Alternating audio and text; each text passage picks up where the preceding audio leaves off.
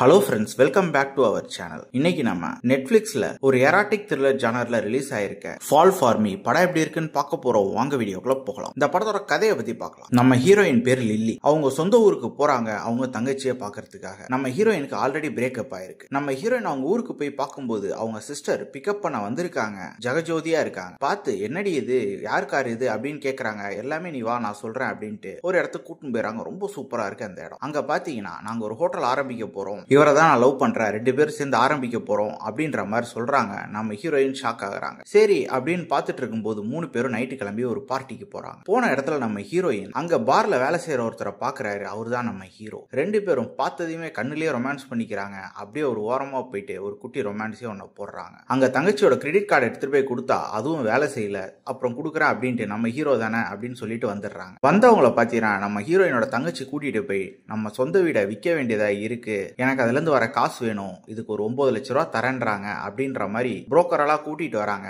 ஆனா நம்ம ஹீரோயின் நான் யோசிக்கணும் அப்படின்னு ஒத்துக்க மாட்டாங்க. ஏன்னா அவங்களுக்கு அவங்க அம்மாவோட சென்டிமெண்ட் இருக்கு அந்த வீட்டுல. இந்த மாதிரி சிச்சுவேஷன்ல அந்த பாரோட ஓனர் தான் இந்த இதோட புரோக்கராகவும் இருக்காரு. அதனால நம்ம ஹீரோவை கரெக்ட் பண்ணி இந்த ப்ராஜெக்டை நீ தான் முடிச்சு தரணும், அந்த பொண்ணை நீ தான் எதனா பண்ணி சைன் பண்ண வைக்கணும் அப்படின்ட்டு சொல்லிடுறாரு. அதுக்காக நம்ம ஹீரோவும் கலாயிறங்குறாரு. வாண்டடா வந்து நம்ம ஹீரோயின் கிட்ட க்ளோஸ் ஆகுறாரு. 2 பேரும் பயங்கரமான ரொமான்ஸ் எல்லாம் பண்றாங்க. ஒரு நாள் நம்ம ஹீரோயினோட தங்கச்சியும் அவங்க ஆளும் வந்துகிட்டு இருக்கும்போது பாத்தீங்கன்னா நடுவுல ஒரு பொண்ணு வந்து பிரச்சனை பண்ணுது. அதுதான் அந்த பையனோட முன்னாள் காதலி. அப்படி அவங்க 2 பேருக்குள்ள என்ன பிரச்சனை அப்படின்ட்டு நம்ம ஹீரோயினுக்கு ஒரு நாள் தெரிய வருது. அப்பதான் அவன் மிகப்பெரிய ஃப்ராட் அப்படின்றதை இவங்க கண்டுபிடிக்கிறாங்க. என்னடா இது, நம்ம தங்கச்சி வாழ்க்கை எப்படி ஆகி போச்சு அப்படின்ட்டு தங்கச்சி கிட்ட கூட்டிட்டு போயிட்டு உண்மையை சொன்னா அது நம்ப மாட்டேங்குது. அதுக்கு மேல அது ஒரு பைத்தியமா இருக்கு. அதை எப்படியாவது காப்பாத்தி ஆகணும் அப்படின்ட்டு நம்ம ஹீரோயினும் போராட ஆரம்பிக்கிறாங்க. அப்பதான் நம்ம ஹீரோயினுக்கு ஒரு கட்டத்துல தெரிய வருது நம்ம ஹீரோவுமே ஒரு ஃப்ராடு தான், அவரும் இந்த கூட்டத்தை சேர்ந்தவர் தான் அப்படின்ட்டு. அங்க இருந்து ஓடி வந்து இவங்க சம்பந்தப்பட்ட லேப்டாப் எல்லாம் எடுத்து தண்ணிலாம் முக்கிய எடுக்கிறாங்க. சரி ஹீரோட சண்டை போட்டு பிரிவாங்கன்னு பார்த்தா அங்க ஒரு ரொமான்ஸை போறாங்க 2 பேரும். அதுக்கப்புறம் இந்த படத்துல என்னென்ன சுவாரஸ்யமான சம்பவம் நடந்தது, கடைசியில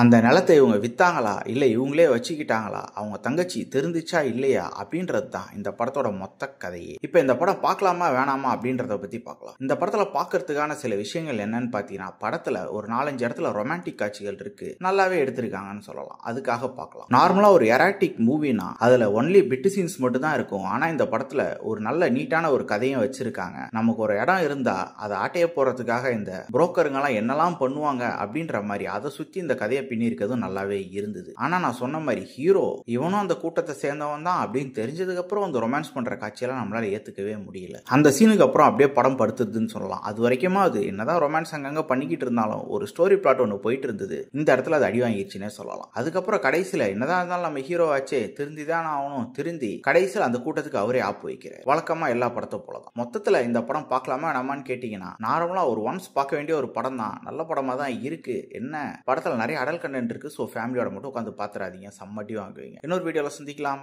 தேங்க்யூ.